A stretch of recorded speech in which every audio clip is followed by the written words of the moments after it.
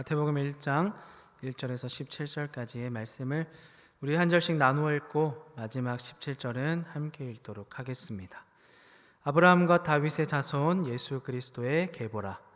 아브라함이 이삭을 낳고 이삭은 야곱을 낳고 야곱은 유다와 그의 형제들을 낳고 유다는 다말에게서 베레스와 세라를 낳고 베레스는 헤스론을 낳고 헤스론은 람을 낳고 람은 아미나답을 낳고 아미나답은 나손을 낳고 나손은 살몬을 낳고 살몬은 라합에게서 보아스를 낳고 보아스는 루sek에서 오벳을 낳고 오벳은 이새를 낳고 이새는 다윗의 왕을 낳으니라.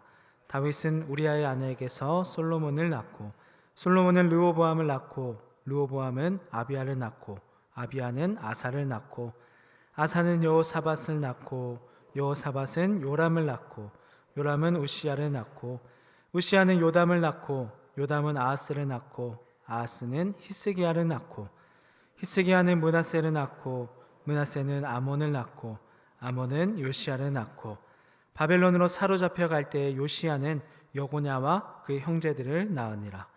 바벨론으로 사로잡혀 간 후에 여고냐는 스알디엘을 낳고 스알디엘은 스룹바벨을 낳고 스룹바벨은 아비옷을 낳고 아비옷은 엘리야김을 낳고 엘리야김은 아소르를 낳고 아소르는 사독을 낳고 사독은 아킴을 낳고 아킴은 엘리웃을 낳고 엘리웃은 엘르아살을 낳고 엘르아살은 mat단을 낳고 mat단은 야곱을 낳고 야곱은 마리아의 남편 요셉을 낳았으니 마리아에게서 그리스도라 칭하는 예수가 나시니라. 그런즉 모든 대수가 아브라함부터 다윗까지 14대요 다윗부터 바벨론으로 사로잡혀 갈 때까지 14대요 바벨론으로 사로잡혀 간 후부터 그리스도까지 14대더라. 아멘. 오늘 이 말씀을 가지고 약속을 성취하시는 예수 그리스도라는 제목으로 함께 은혜를 나누고자 합니다. 어느덧 2021년도 얼마 남지 않았습니다. 저희 교회 로비에 이쁘게 꾸며진 성탄 트리 장식을 보면 올해가 얼마 남지 않았다는 게 정말 실감이 나는 것 같습니다. 그래서 괜시리 마음이 좀 섭섭하다가도 기분이 좋아지곤 하는데요. 왜냐하면 12월 25일은 우리를 위해 구원자 되시는 예수님이 이 땅에 태어나심을 기뻐하는 날이기 때문이죠. 오늘 설교의 제목이 약속을 성취하시는 예수 그리스도이십니다. 약속이라는 것은 누군가와 무엇을 할 것인지 아니면 하지 않을 것인지에 대해 미리 정하는 것인데요. 이 약속의 가장 중요한 점은 대상과 또 다른 대상 사이에 이루어지는 일이라는 것이죠. 그 약속의 대상이 누구입니까? 바로 우리, 나와 예수 그리스도라고 본문은 말하고 있습니다. 우리의 일상에서 일어나는 약속과 예수 그리스도와의 약속, 이 하나님이 맺어주신 언약에는 어떤 차이가 있을까요? 예수님이 맺어주신 약속은 우리가 하는 약속과 전혀 다른 의미를 가지고 있습니다. 우리가 하는 약속은 그래, 그렇게 될 거야 라는 희망과 바람이죠. 지켜질 수도 있지만 무산될 수도 있습니다. 반대로 예의상 던진 말이지만 이루어질 수도 있는 것이죠. 즉 그만큼 불안한 것, 어떻게 될지 모르는 것이 우리가 하고 있는 약속입니다. 그러나 주님은 우리와 다르시죠. 이미 창세전에 우리를 그의 자녀로 예정하신 하나님의 섭리 속에 모든 것을 이루시는 하나님이십니다. 그런 하나님께서 우리에게 이루어 주실 언약, 직접 말씀으로 이루어 주실 그 약속은 무엇일까요? 오늘 말씀인 마태복음은 예수 그리스도를 믿는 유대인 공동체를 위해 쓰여졌습니다. 그들은 급변하는 시대의 세상 속에서 언제 오실지 모르는 구세주를 기다리고 있는 상황이죠. 그때 자신의 정체성과 구별됨의 문제로 씨름하며 살아간 자들이 이 유대인들이었습니다. 왜냐하면 이 불안한 시기, 격동의 시기에 예수님을 따르던 자들이 다른 유대인들에 의해서 핍박을 받기도 하고 반대에 부딪혀서 자신의 신앙을 포기하고 믿음을 잃어버리기도 했기 때문이죠. 그러한 시기를 지내오다 보니 예수님을 따르던 유대인들에게 중요한 물음 하나가 생겼습니다. 그것은 바로 나는 누구인가라는 정체성에 관한 질문이었죠. 마태는 그렇게 자신의 정체성에 대해서 고민하는 유대인들에게 이 복음서를 통해서 예수님 안에 있는 자신, 그리스도 안에 있는 자의 정체성을 발견할 수 있도록 돕고 있습니다. 나는 누구인가? 라는 질문에 너는 그리스도인이야. 너는 예수님이 맺어주신 약속의 대상이야. 그 약속은 모든 것을 섭리 속에 이루시는 하나님의 뜻이야. 꼭 기억해. 너는 그리스도인이야. 이렇게 전하고 있는 것이죠. 마태가 복음서의 시작을 예수님의 계보, 족보로 시작한 이유가 이곳에 있습니다. 그런 예수 그리스도의 계보가 거슬러 올라가므로 아브라함까지 올라갔을 때에 이것을 그들에게 보여주면서 이 족보를 통해 그들의 정체성이 누구로부터 왔는지를 깨닫게 하는 것이죠. 유대인임을 상징하는 여러 가지 의미들이 있겠죠. 성전에 또는 복장, 생활 풍습들, 삶의 규칙들이 그들을 유대인이라 증명해 줍니다. 하지만 그들이 핍박을 받으면서 그런 것들을 지킬 수 없게 됩니다. 그러니까 유대인들은 자신의 정체성을 고민하면서 이제 나의 정체성을 규명해 주는 것이 그러한 회당에 참석하는 것이나 예식적인 순종이 아니라 예수 그리스도 안에서 나를 발견하는 것이 새로운 정체성이구나라는 것을 점차 깨달아가기 시작합니다. 아브라함까지 거슬러 올라가며 예수님의 계보를 살펴볼 때에 예수님의 정체성이 하나님의 약속에 뿌리를 두고 있음을 알 수 있습니다. 하나님은 아브라함을 통해 모든 민족에게 복을 주실 것을 약속하셨고 다윗의 왕위를 통해 영원한 하나님의 나라를 세울 것을 약속하셨죠. 또한 이스라엘 백성이 오랜 포로 생활을 마치고 약속의 땅으로 돌아오게 하겠다고 약속하셨습니다. 하나님의 가족으로 접붙임 받은 그리스도인으로서 예수님의 계보는 곧 이 세상을 살아가는 우리들의 정체성이기도 합니다. 우리는 믿음의 조상인 아브라함에게서 귀한 믿음의 유산을 이어받은 자들입니다. 이 역사적인 계보를 통해 우리는 그리스도 안에서 진정한 나를 발견하게 됩니다. 하나님은 예수 그리스도를 통해 이 모든 약속을 성취하십니다. 우리 모두가 이 본문이 기록된 시기를 살아가는 유대인이라고 가정을 해봅시다. 그리스도인으로 살아가는 유대인인 여러분은 얼마나 예수님을 신뢰하며 살아가고 계십니까? 그 가운데서 얼마나 여러분의 정체성을 정립하며 살아가고 계십니까? 혹 여러분의 정체성에 대해서 고민이 있다면 신앙을 지키며 살아가는 것에 대한 두려움이 너무나 크게 다가오고 있다면 오늘 말씀이 그러한 고민의 해답이 되기를 바랍니다. 약속을 성취하시는 예수 그리스도의 은혜와 섭리가 우리 가운데 흔들리지 않는 믿음으로 바른 신앙으로 그리스도인의 정체성으로 임하는 시간이 되기를 바랍니다. 첫 번째는 예수님은 세상에 복을 가져오시는 아브라함의 자손이라는 것입니다. 그 사람의 정체성에 관해서 살펴볼 때 가장 좋은 방법은 그 사람의 맨 처음으로 거슬러 올라가는 것이죠. 마태가 그렇게 했습니다. 1장 1절입니다. 아브라함과 다윗의 자손 예수 그리스도의 계보라. 마태복음 1장 1절은 몇 가지의 중요한 주제를 언급합니다. 첫 번째는 예수님이 그리스도라는 것이죠. 하나님의 백성을 다스리기 위해 하나님께 기름 부음 받은 왕이자 메시아라는 것입니다. 마태복음 16장 16절입니다. 시몬 베드로가 대답하여 이르되 주는 그리스도시요 살아계신 하나님의 아들이십니다. 너무나 유명한 말씀이죠.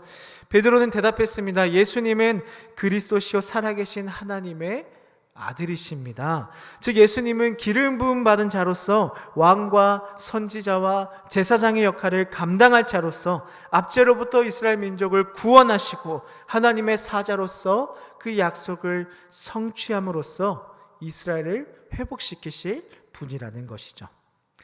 두 번째로 예수님은 다윗의 자손이라는 것입니다. 사무엘하 7장 16절입니다. 내 집과 내 나라가 내 앞에서 영원히 보존되고 내 왕위가 영원히 견고하리라 하셨다 하라. 이 구약의 예언들은 다윗 왕의 자손이 메시아, 즉 기름 부음을 받을 자가 될 거라고 언급하고 있는데요. 예수님은 다윗의 혈통으로 태어나심으로써 이 조건을 완전하게 충족시키십니다. 세 번째로 예수님은 아브라함의 자손이라는 것인데요.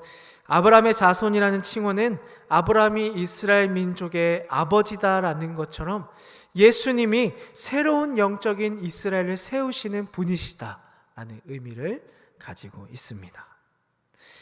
일반적으로 구약의 계보는 이 혈통, 이 시조의 이름을 따라서 붙이게 됩니다. 왜냐하면 모든 자손이 그에게서 비롯되었기 때문인데요. 그렇기에 유대인들은 이 계보의 이름을 정하는 시조를 가문의 가장 중요한 인물로 생각했다고 합니다.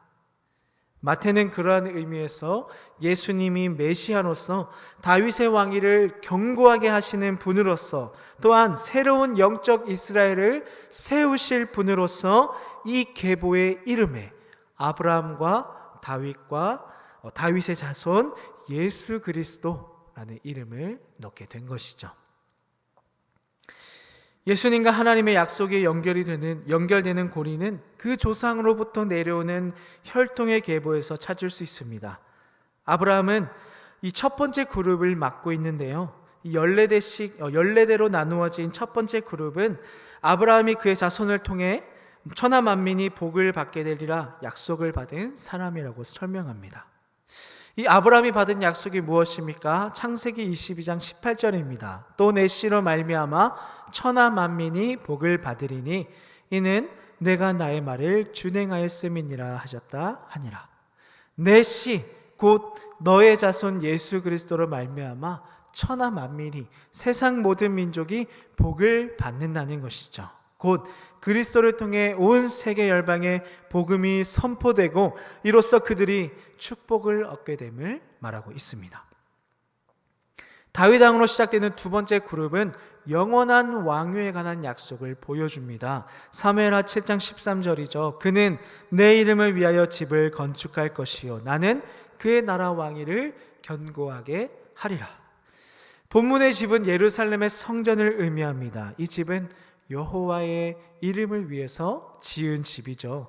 따라서 이 집은 솔로몬에 의해 지어질 성전을 의미하는 것뿐만 아니라 하나님의 존재와 영광을 영원히 드러내는 예수 그리스도와 그의 교회, 그의 영원한 나라를 의미합니다. 마지막 세 번째 그룹은 이전과는 조금 다릅니다. 이전의 그룹들이 아브라함과 다윗과 같은 인물에 초점을 맞추었다면 이번 그룹은 인물이 아닌 사건에 초점을 맞추고 있습니다. 마태는 바벨론의 포로로 잡혀갔던 유대인들이 귀환할 것이라는 하나님의 약속을 언급하는 것이죠. 에스겔 37장 25절입니다. 내가 내 종 야곱에게 준 땅, 곧 그의 조상들이 거주하던 땅에 그들이 거주하되 그들과 그들이 자자손손이 영원히 거기에 거주할 것이요 내 종 다윗이 영원히 그들의 왕이 되리라. 그때에 내가 나의 종 야곱에게 준 땅, 곧 그들이 살던 땅에서 그들이 살게 되는데 그 자자손손이 영원히 거기에서 살며 내 종 다윗이 그들의 영원한 왕이 된다는 것이죠. 즉 약속의 땅 가나안을 이스라엘이 영원히 소유하게 될 것인데 그 영원은 바로 메시아 하나님의 왕국에 대한 하나님의 백성들의 영원한 소유를 말하고 있습니다. 또한 예수님의 이 계보는 열방의 회복을 말합니다. 이 예수님의 계보에는 5명의 여인이 등장을 하는데요. 그중 3명인 다말, 라합, 룻이 이 첫 번째 아브라함의 그룹에 포함이 되어 있습니다. 흥미로운 사실은 믿음의 조상들인 아브라함의 아내 사라나 이삭의 아내 리브가와 같은 야곱의 아내들은 이곳에 포함이 되지 않고 있다는 것이죠. 심지어 여기에 포함된 룻은 이방인입니다. 다말과 우리아의 아내 밧세바는 어떤 사건의 피해자들이며 라합은 기생입니다.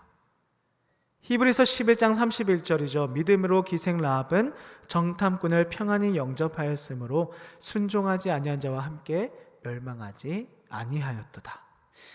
마리아를 제외한 4명의 여인은 유대인 남자와 결혼한 비유대인이라는 공통점이 있는데요. 다말은 가나안 사람, 라합은 가나안 여리고성의 거주민, 룻은 모압 사람이고 우리아의 아내 밧세바는 바로 헷 사람입니다. 이 여인들이 예수님의 족보에 들어가 있는 것이죠. 즉 예수님을 통해 온 열방이 구원의 은혜를 얻으리라, 복을 받게 되리라는 그 약속을 그녀들의 삶이 증명해주고 있는 것입니다. 마태는 이 예수님의 계보를 통해 그분의 믿음의 조상들을 통해 예수님의 중요한 사실을 드러내고 있음을 말하고 있는데요. 그것은 아브라함과 다윗의 자손인 예수 그리스도야말로 하나님의 믿음의 조상들에게 주셨던 특별한 약속들을 성취하시는 분이라는 것입니다. 창세기 22장 18절입니다. 좀 전에 읽었는데요. 또 내 씨로 말미암아 천하 만민이 복을 받으리니. 여러분, 이것이 바로 예수님의 정체성입니다. 이것은 수천 년 동안 내려온 조상들이 직접 경험하고 그들의 피와 소망이 담긴 정체성입니다. 구원자이신 예수 그리스도라는 것이죠. 마태는 예수님이 믿음의 선조를 가지셨던 것과 같이 또한 믿음의 후손들을 가지실 것이다 라고 언급하고 보여주고자 합니다. 믿음의 후손이란 왕이신 예수님이 다스리시는 왕국의 시민을 말합니다. 예수님을 따랐던 초대교회 유대인들만이 이 시민이 될 수 있을까요? 그것은 아닙니다. 왜냐하면 오늘날 우리도 이와 같은 정체성을 가지고 살아가고 있기 때문이죠. 그렇기 때문에 이 예수님이 바라시는 믿음의 후손들에는 그 당시에 신앙을 지키고 믿음을 가졌던 유대인들 뿐만 아니라 지금 그들과 같은 믿음을 가지고 정체성을 가지고 살아가는 우리 역시 믿음의 후손으로 살아가는 것입니다. 두 번째는 예수님은 영원히 다스리시는 다윗의 자손이라는 것입니다. 아브라함과 이삭과 야곱의 하나님은 아브라함부터 시작되는 첫 번째 14대에 이어서 두 번째 그룹인 14대는 다윗의 이름으로 시작이 됩니다. 두 번째 그룹은 하나님과 특별한 교제를 나누던 왕인 다윗으로 시작이 되는데요. 이 다윗은 너무나 위대한 지도자죠. 성경 인물 가운데 다윗만큼 높은 자리에 올랐던 사람이 없습니다. 그러나 그 다윗처럼 한순간에 나락으로 떨어진 사람도 없을 것이죠. 다윗은 다른 모든 왕을 평가하는 기준이 되었습니다. 구약 성경에서 유다의 후대 많은 왕에게 본보기로 다윗이 소개될 때 그는 조상 다윗이라는 칭호로 언급이 됩니다. 열왕기상 2장 4절입니다. 여호와께서 내 일에 대하여 말씀하시기를 만일 내 자손들이 그들의 길을 삼가 마음을 다하고 성품을 다하여 진실이 내 앞에서 행하면 이스라엘 왕위에 오를 사람이 내게서 끊어지지 아니하리라 하신 말씀을 확실히 이루게 하시리라. 다윗의 왕위가 영원할 것이라는 하나님의 약속은 성경에서도 자주 인용되는 말씀입니다. 그러나 다윗을 포함해 마태복음의 예수님의 계보에 나오는 어느 후손도 이 신실하게 행하라 라는 요구를 온전하게 지키지는 못합니다. 다윗은 하나님의 마음에 합한 자였습니다. 그러나 우리아의 아내를 범하고 자기의 죄를 덮기 위해 그 남편을 죽게 만들었습니다. 솔로몬은 가장 지혜로운 왕이었습니다. 하지만 그의 통치 마지막 부분에 이방인 아내들을 맞이하고 그들을 위해 우상을 섬기는 산당을 지게 됩니다. 르호보암은 나라를 잔혹하게 다스리며 여호와의 율법을 외면합니다. 아비야는 자기 아버지의 죄를 따랐으며 아사는 주님을 의지하지 않았습니다. 여호사밧은 북이스라엘 왕과 어리석은 동맹을 맺었고 요람은 왕위를 지키기 위해 형제들을 죽였으며 우시아는 교만하게도 주님의 제단에 직접 분향하였으며 요담은 산당을 제거하지 않았습니다. 아하스는 우상을 숭배하며 자녀를 제물로 바쳤고 히스기야는 자신의 죄물을 과시하며 바벨론 왕에게 유다 왕국의 재산을 보여주었고 므낫세는 우상 제단을 다시 쌓고 아이를 제물로 바치는 죄를 범했습니다. 아몬은 우상을 섬겼고 요시아는 어리석게 애굽 왕에 맞서 전투를 벌였으며 요고냐는 주님의 목전에서 악을 행하는 자였습니다. 그로 인해 그는 바벨론의 느부갓네살 왕이 예루살렘과 성전을 파괴하기 이전에 포로로 끌려가서 10년이 넘게 그곳에 잡혀 있었죠. 그리고 그의 자손 중 누구도 왕위에 앉지 못하리라는 저주를 받게 되었습니다. 살펴보면 다윗을 비롯해 모든 왕이 왕위에 관한 약속의 전제 조건을 어겼습니다. 그중 일부는 터무니없는 잘못을 저질렀음에도 예수님의 계보의 이름이 올라가 있는 것이죠.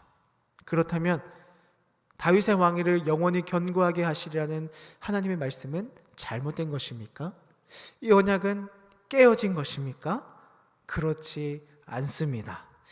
다윗의 영원한 보좌에 앉으실 완벽한 왕이신 예수 그리스도가 계심으로 이 언약이 성취가 된 것이죠.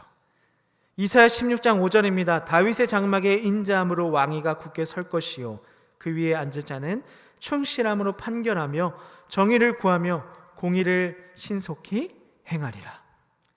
많은 왕이 약속을 저버렸음에도 불구하고 하나님은 다윗의 영원한 왕위에 관한 약속을 신실하게 지키십니다. 그로 인해 이 언약이 다윗의 자손으로 오신 예수님이 그리스도의 길로 행하시며 하나님의 약속을 온전히 성취하실 것이다 라는 약속임을 보여주는 것이죠. 다윗의 영원한 왕위의 주인이 바로 예수 그리스도이십니다. 누가복음 1장 32절입니다. 그가 큰 자가 되고 지극히 높으신 이의 아들이라 일컬어질 것이요 주 하나님께서 그 조상 다윗의 왕위를 그에게 주시리니. 예수님은 아브라함의 약속에 따라 온 열방에 복을 주실 것입니다. 또한 다윗과 맺은 약속에 따라 왕위에 앉으시며 영원한 나라를 세우실 것이죠. 모든 약속과 모든 꿈과 모든 소망을 이루실 분이신 예수 그리스도가 우리와 영원히 함께 하시며 우리를 친히 자녀로 삼아 주신 것입니다. 마지막으로 예수님은 죄와 사망에 사로잡힌 포로 생활을 끝내시는 메시아이십니다. 마태는 마지막 세 번째 그룹을 아브라함이나 다윗과 같은 특정한 인물이 아니라 바벨론 포로라는 특별한 사건으로 소개하고 있습니다. 예레미야 1장 3절인데요. 요시아의 아들 유다 왕 여호야김 시대부터 요시아의 아들 유다의 왕 시드기야의 11년 말까지 곧 5월에 예루살렘이 사로잡혀 가기까지 임하니라. 유다 백성들은 세 번에 걸쳐서 바벨론으로 추방당합니다. 기원전 586년 시드기야 왕이 예레미야의 경고를 무시한 결과로 예루살렘이 바벨론 제국에 의해서 점령을 당합니다. 그리고 기원전 539년에 바벨론은 이 고레스가 이끄는 메데 바사 제국에 의해서 무너지게 되는데요. 고레스는 유대인들에게 바벨론에서 고국으로 돌아갈 것을 명령했는데 심지어 하나님께 감동되어 바벨론이 파괴한 예루살렘 성전을 재건할 것을 명령하고 돕기까지 합니다. 그렇게 끝이라고 생각되었던 나라의 재앙이 하나님의 기적으로 놀라운 섭리로 바뀌어가기 시작합니다. 하나님의 백성은 흩어지고 사로잡혀가고 무너진 것처럼 보였지만 하나님은 그들을 다시 약속된 땅으로 인도하여 주셨습니다. 그들은 하나님을 믿지 않고 그분의 약속을 신뢰하지 않았기에 약속의 땅을 떠나야 했지만 이제 그 언약의 성취로 다시 돌아갈 수 있게 된 것이죠. 그들과 비슷한 상황에 놓인 자들이 지금 이 복음서를 보고 있는 유대인들입니다.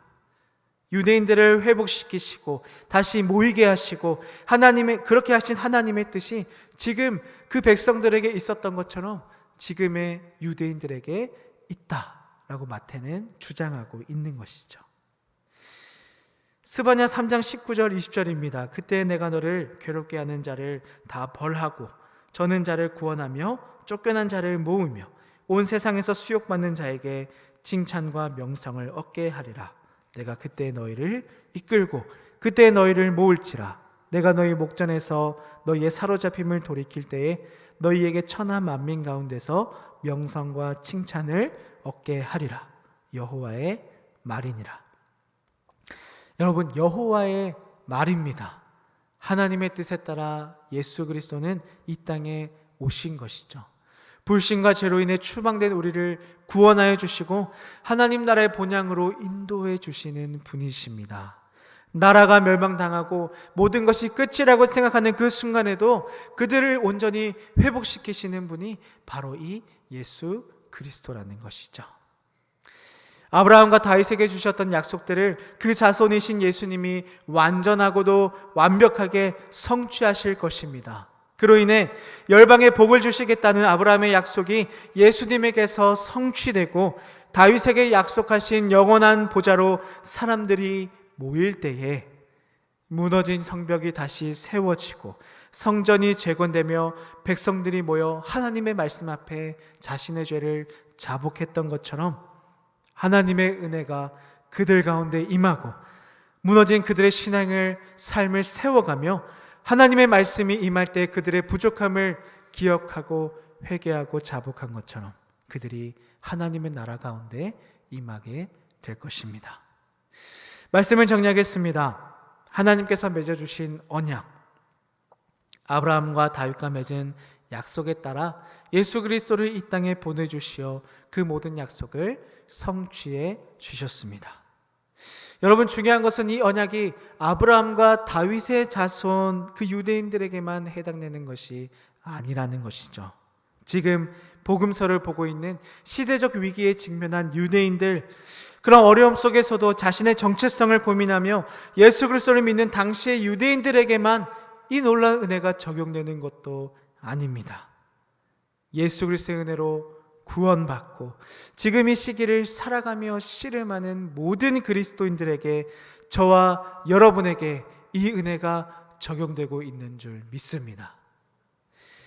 내가 아브라함과 맺은 약속을 성취함으로 세상 모든 민족이 구원의 은혜를 얻게 되고, 내가 다윗과 맺은 약속을 성취함으로 영원한 나라의 왕으로 임하여 그 땅을 견고하게 함으로 무너진 것을 회복시킬 거야. 그것은 바로 너를 위한 것이란다. 예수님이 이렇게 말씀하고 계십니다. 여러분, 서론에서 말씀드린 것처럼 약속은 두 대상이 하는 것입니다. 그런 언약을 이루시는 하나님이 지금 누구와 그 약속을 맺고자 하십니까? 이것은 남의 얘기가 아닙니다. 듣기 좋은 허울뿐인 얘기가 아니죠.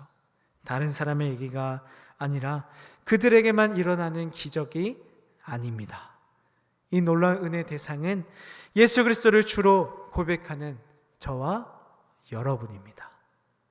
설교 이후의 찬송이 112장 그 맑고 환한 밤중에인데요, 우리를 위해 이 땅에 오신 예수님을 기억하는 오늘이 되기를 바랍니다.